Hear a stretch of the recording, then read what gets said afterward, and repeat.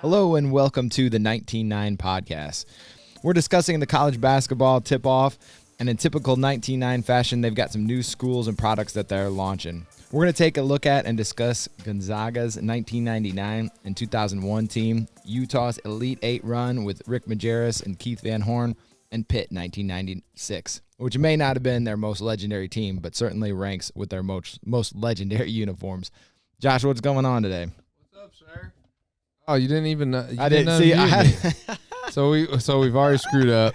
The first thing that happened was I gave EJ and Bravo the finger because I forgot that we video these now. Yeah, I know. And the second thing is you didn't get me up. I had to mute you. What's up, sir? I had to mute you because you're talking over the intro. And Oh yeah, I kept talking because Classic. I started laughing. I'm sorry. I screw this thing up every time. That's all right. All right. I want to talk a little bit before we get into the uniforms, which is the main topic, just about college basketball. It's about to be back.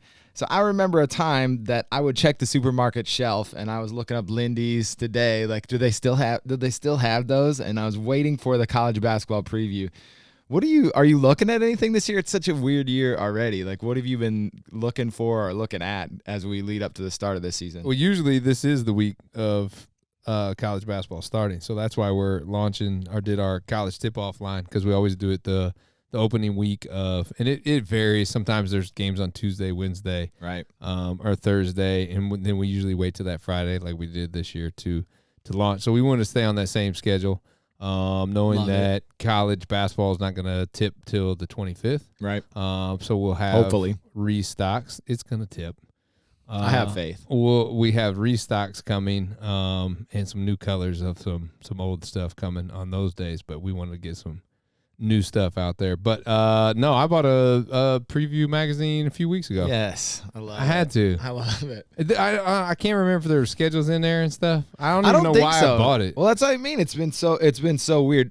My other question was, do you think that the way that conferences have realigned has led to some of this too? Because it's so different now, because the Big Ten was just like 10 schools when we were growing up. Now it's like so many schools just in each conference that it's almost like they seem like their own little thing. You know, I know that they play out, they have these like side tournaments and everything, but during the year I get so focused on the Big Ten that the rest of the world almost like melts away. And there was a time that I was focused just on the Big Ten, but then it seemed like I looked out at all the schools. You know, we were flipping through an old ESPN the magazine, looking at like Old Dominion and you know, just like random schools. So I was interested in all of them, and maybe that was my time in life. But it seems like now I'm back to just like the conference. That's all I've got time for. So I don't know. Yeah, but I love all conferences. So I just want good games. So you're into it. You're like you're willing to like deep dive or at least look into all the schools that are out there. Yeah, maybe not on that magazine. I just kind of thumb through it and look at pictures. Like I'm a very visual learner. In person, I'm just looking at uniforms, man. Fair. But yeah, when college basketball tips, I just look for matchups. Like I've said it on the podcast before that I always look for the Maui Invitational. Like that's my starting point, and those games are so damn good every year. The two things they're having it. The two things I look forward to are the scenes of Maui, and then Bill of course Walton. Bill Walton talking about his bike rides. Exactly. So it's in Asheville this year. So I'm ready for it to get going. I feel like I've watched. It's funny because we started this college basketball company. And I feel like now I probably get to watch less than I did before. Interesting. Busy. Yeah. You guys are. And everybody's busy. But I saw the calendar. I know. And family. That's a good thing for everyone too. Like with kids and stuff, you don't get to just kind of go home after work and sit down and just start watching stuff. Oh, and there's a pandemic going on. Stuff like that. Yeah. But I probably typically tend to watch more of the Big East and the ACC now than I do the Big Ten. Interesting. I'm not sure why, but I feel like the ACC is so big. It has so many teams. Earlier starts if you're worrying about all that. Yeah, that's true. Well, I don't have like a 9-to-5 job anymore, Meyer.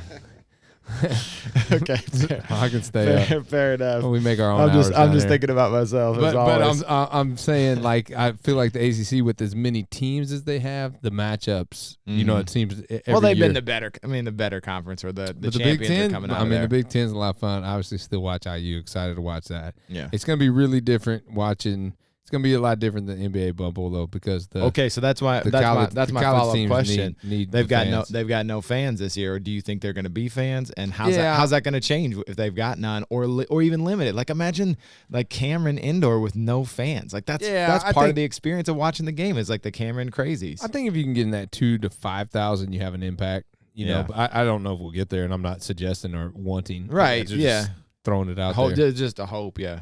But yeah, I think college football. You think it's going to be okay to watch like Duke without fans? If you can get some fans in there, it'll feel all right. Yeah, they're going to roll in the video boards. Oh, I hope not. Because I'm pleasantly surprised by college football. Yeah, I thought college football would be lifeless, and I watched the SEC games, and there's still enough crowd noise that you hear it and you can feel it.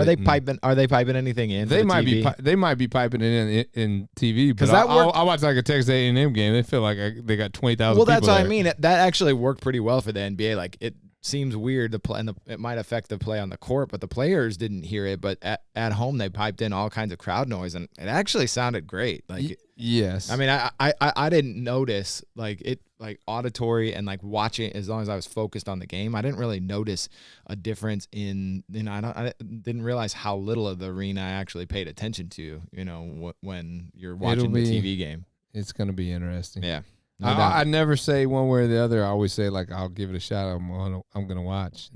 And see. Might as well, right? Yeah. I'll take anything for sports Absolutely. right now. Well, we have to get to March Madness. Who you got? Who you got then? Let's give your prediction to win it all. Oh, dude, I have no idea, man. No clue. Oh man, see, I was teeing you up here because we've got one of the teams that could win it all, and I wanted to start out by talking about the Ziggy Zags. The Ziggy Zag Zigs. Oh, I don't have them. I know you did. I'm going out of order, but you know I'm in control of the order. And I was talking. No, we're super pumped. We have Zags. You got two of them.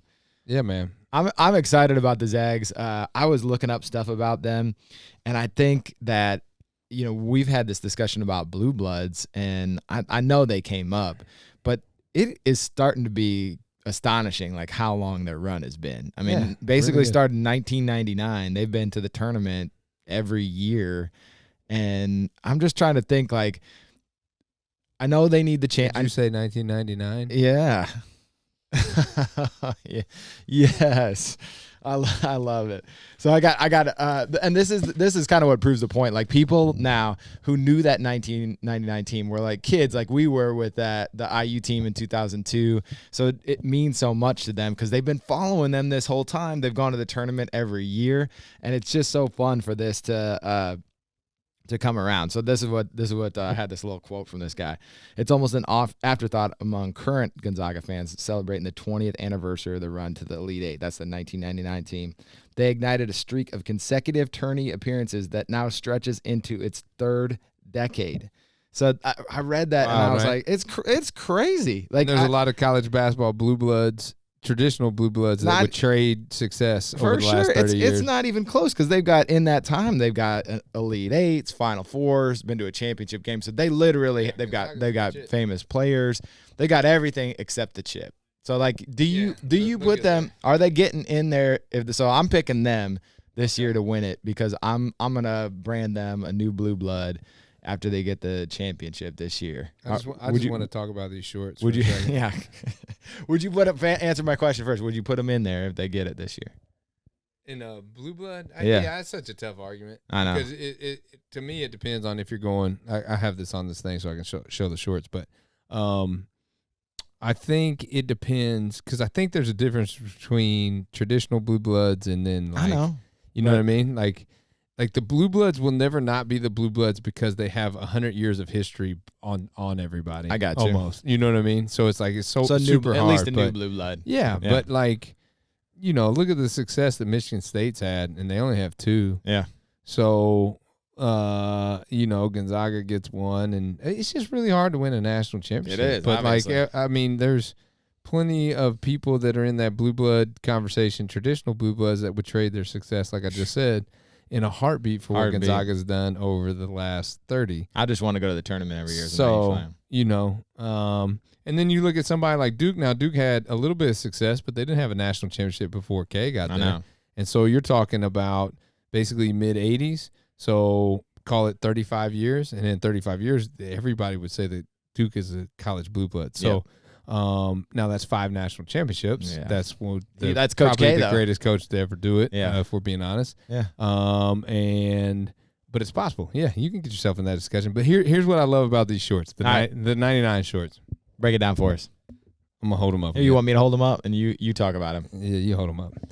So this is when they burst onto the scene, right? This is when people didn't know who Gonzaga was, and when Gonzaga made this run to the Elite Eight, people just knew, like, started to know that John Stockton went there, if you remember all that. So it's like everybody was like, Gonzaga, I never heard of him. Like, oh, John Stockton went there? And I remember them being the John Stockton. Those are the most basic, simple, nothing shorts, right? But they're so dope. But you got that bulldog on there. They're super cool. They're dogs. But this is cool. But my point is, this is pre Nike. Yeah. Right. This is pre national perennial power. Yep. This is the start. We are bursting onto the scene in these shorts. Yeah. And then it gets progressively better from here. But these have such a nostalgia to them because this is when they made the first splash. I know you can see this guy. This guy was talking about. He goes on too and talks about like how his wife had just had their second kid. And it's just so cool. Like when you talk about '87 Indiana or whoever, if you got one of these teams, it is so much fun to like have a piece of them come back to life and just be a part of your life again. You're like, Gonzaga 99, like you go right back there, and that's the fun of seeing that print and seeing that dog on the side of there. Absolutely. And like, this is where it started. So when we got Gonzaga, we knew it was a 2-pair launch for sure. Nice. And we knew we had to go Dan Dickow. We had to show love to Dan Dickow. Oh man, I loved him in the NBA. Even oddly, like I actually got into the Zags just because they are too at this time. They are the perennial underdog. Like they still have that tag where they're like, who is this team? How are they doing this? I mean, like I'm trying to crown them blue blood status, but they went for a long time just like upset kings basically. And that's so much fun in the tournament. In 01 they won the WCC, but they were a 12 seed. Oof. That's crazy. That's 12-5, right? 12-5, and they run to the Sweet 16, so they don't win just the 12-5. They win the next game, too. And then they run into a Michigan State team that's really good. Pretty good. Yeah, really good. So, right. So these are kind of dope. I can hold them up, too. And then I'll talk about them. Okay. But, I see the other side. I'm already excited. So these look a lot like the Butler 99, 2000 that we did. And then you got that Zags. Oh man. I'll tell you what, any team too gets made off, and a couple of the other teams that we got in here get made off a nickname. Like I love the Zags thing. It's just such a cool way to have like a little catchphrase or nickname for your team. So the interesting thing I hate this thing. Gosh dang. The interesting thing about the Zags that Matt and I were talking about is it's like an italicized Zags. Yeah. So it's meant to kind of come at an angle as we were researching and doing that stuff. Whereas most of the time it'll just be a straight block down. Mm-hmm. These are actually curved and italicized. It's just like, that's cool. Just a funky. It looks great. It looks early great. 2000s. But the colors, the stuff. Dan Dickow, I actually got a chance to talk to Dan Dickow on the phone a couple weeks ago. Hopefully, once this COVID stuff how'd passes, that happen? Or you can't say. I reached out to him. Okay, cool. So just reach out to him because hopefully when COVID passes, we can get out to his barbershop and we're going to do some kind of little pop-up thing with him. So we can get a fade, some shorts, T-shirt, something like that. We were brainstorming some stuff, but the COVID stuff kind of shut that down for the time being. Yeah, so that's all right. Shout out Dan Dickow. Shout out. And your package is in the mail. It's headed your way. Postal service is slow these days. Yeah, no, I had to wait for this stuff to get in stock, man. We just got this stuff. All right, let's go. Let's go to the Pitt team because Okay. I've got a really deep question on this team. Yeah, go for it. This team wasn't super memorable. 10-17. What made you choose these shorts? Okay, so there's two things, right? Like every pair of shorts tells a story, but the story doesn't have to be all about the record, win-loss, or the thing. Now, obviously, we love to couple them with the success. Right. And we have another Pitt pair coming in Q1. So it'll be in season. So we'll come back and capture some of the Pitt glory days too. But these shorts, kind of like the St. John's Felipe Lopez shorts, are just iconic. And people wanted them, so we brought them back, and we wanted to offer them first, even though they might not be attached to the most success on the hardwood. Turns out sometimes things just look cool, and that's enough. That worked for us. I know. I was looking. It was funny when I was looking these up today. I was like Googling the teams and looking for some articles, and I'm like 10 and I'm like, no, this can't be right. And then I look at the next year, and I'm like, wait, NIT. And then I start looking at photos of the shorts, and I'm like, okay. And then that's where my question comes from, because I'm like, it's got to just be because they look amazing, because they are like super cool looking. Right. So you have to balance. You have to balance out. It's funny because we get asked for Pitt quite a bit. I bet. And when we get asked for Pitt, we get asked for the Vonteego Cummings, which is what we internally call now, the Vonteego Cummings shorts. Good. Shout out the Vonteego Cummings. Yeah, for sure, too. for sure. So 96 shorts, the catch scratch on them. They're just kind of iconic. They had the jerseys that had the catch scratch going up. They had the pullovers that had the catch scratch coming on the thing. It was like a whole fit, man. I mean, it was dope. I mean, classic. Like, you're right there in the 90s. So we'll celebrate Pitt's success on our next launch that'll come during the season too. But we had to get these out because they're too dope. Love it. I 100% agree. Sign off on that.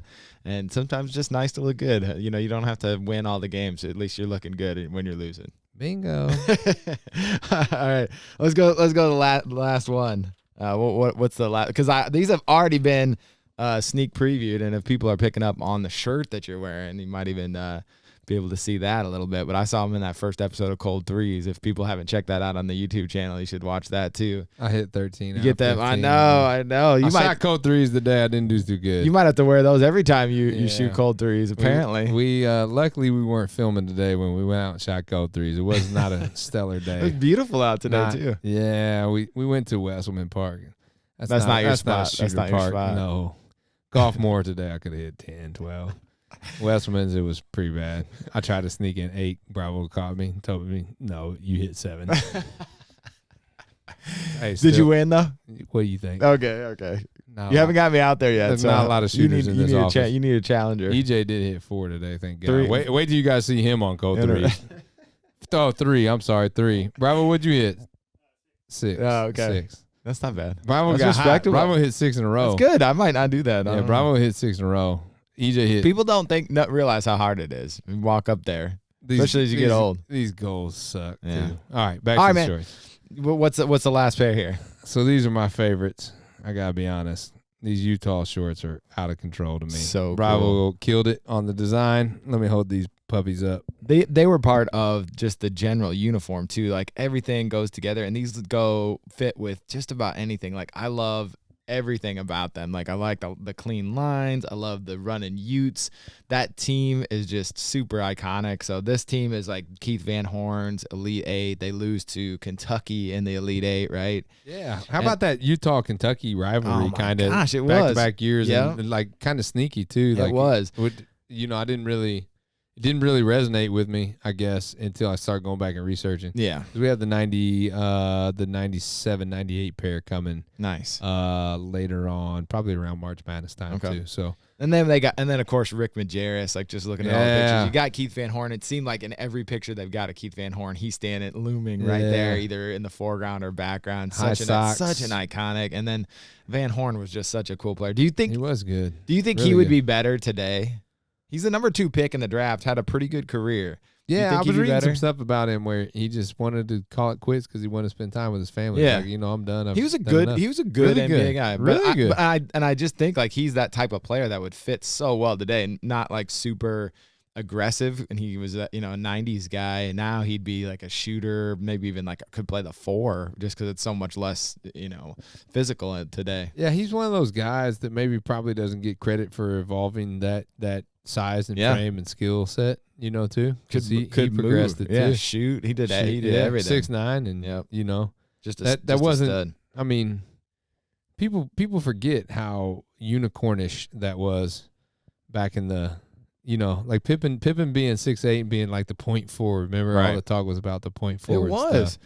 Well, just the and that kind of speaks to Majerus too, the ability to see a guy for a multi-purpose and not just use him as like posting up Van Horn. Like he's letting him drive. Also, shoot, very everything. Underappreciated is Andre Miller. He is. Like, goddamn. And Doliak's on that team. I mean, that's a good. There's pros, man. Because they go the next year. You mentioned that with Kentucky, they go to the Final Four, to the national championship game, and then lose. So yeah, those were 2 really good teams. I remember obviously. I watched that Utah game with Wes, and I think we were at a party. It could have been the Final Four. This is the way I remember it, but I know the national championship's on a Monday, and I don't feel like we would have been at a party on Monday in high school. Not. Here's my memory, and it could be wrong. My days could be confused. But I think that we saw that Kentucky was winning, and we got pissed because we weren't Kentucky fans because we're from Indiana. Yeah. And so we left the party, and then this could have been the Final Four that Kentucky was winning. And we went down to Howe, and we played one-on-one till midnight, like we just left the party. And we always wore our UConn and Villanova shorts underneath our jeans. Yeah. And so you could just pull up to Howe, take your jeans off, and you were like – you were ready to go. Ready to go. And then we just sat out there and played one. I probably got my ass beat all night, but I really hope some kid out there is doing that with 19.9 shorts somewhere. We had a kid laughing at us at Cold Threes today. A little kid. I have no idea where he even came from. Every miss. Why is he at school? No, like he needs to be. That kid needs to be in school. If you're listening, go to school. So yeah, but no. So why'd you guys pick these first? Crazy. They're different. Yeah. Just the look of them. They're different in their Van Horn. We could have went with the 98 first, but we wanted to get these out and make a splash first. So when we got them in, the whole office was kind of like, whew. I know. Well, I knew seeing the Cold Threes, just like comments in the YouTube from that. I'm like, all right. We were laughing. People are pretty excited about these. If you're commenting on the YouTube, you're wanting those, and for good reason, because they look even better in person. I saw them the other day, even, and you were like, I don't know if I want to show them to you, because you knew my reaction would be like, yes. Yeah, they're so good, man. So good. They're so good. Yeah. So that's our collection for. For now, we have a lot of stuff lined up, man. I love it. A lot of new stuff coming. I know. So this is just tip of the iceberg. I'm trying to hold it in right now. Yeah, don't give it away. If people are watching this, though, what they need to do is, if you haven't already, subscribe to the YouTube, because you get the notification. It'll go up there. There'll be more coming out, and you get that little preview of what it looks like. Gets you talking about it and the story behind it. And that's been the fun for me with all these things. It's like having them is great, but knowing the story is almost as much fun, just because it taps back into like the nostalgia, your childhood. And even if you didn't know it, I mean, we're going to talk about basketball cards later. Like, this stuff comes back around, and you can share it with, your kids or whoever. And you're just like, you get people into it by knowing the history of things. If you're going to be a real hooper, like LeBron James knows the history of basketball, I guarantee it. Like, it just is what you need to be true to the game. So we're gonna do some YouTube live stuff, hopefully, coming up. So we got that's gonna be fun. Like, it's gonna be fun to be down here. See. Well, you gotta edit yourself. You're doing so much better editing yourf. It's amazing. It's you gotta go back in the teacher. It's a lot of work. You gotta go back in the teacher mode right now. Yeah, it's a lot of work. It's a lot of work being good. But no, like, I think I'm excited. So, like Meyer said, please like, subscribe, whatever the hell you do on YouTube to keep it going. Subscribe, hit the bell, and then you want the notifications. The notifications, that's the key. all that stuff. We have Cold Threes coming up. Another edition of Cold Threes. It's a funny one. Not a lot of good shooting on that one. And then we'll have some more content coming too. For sure. It's not something that we're gonna put out, every day, but every couple of weeks we like to get. Once you and Brad Vogel are the creative producers, then we need to do that. Somebody needs to hire more people down here. Who's in charge down here? Who's in charge? What's our budget look like? Let's get some people down here. All right, man. Thank you for listening to the 19.9 podcast with HVS, the High Volume Shooters. For more information, Check out the blog at 199.com under HBS. And while you're there, do yourself a favor and pick up some retro college shorts.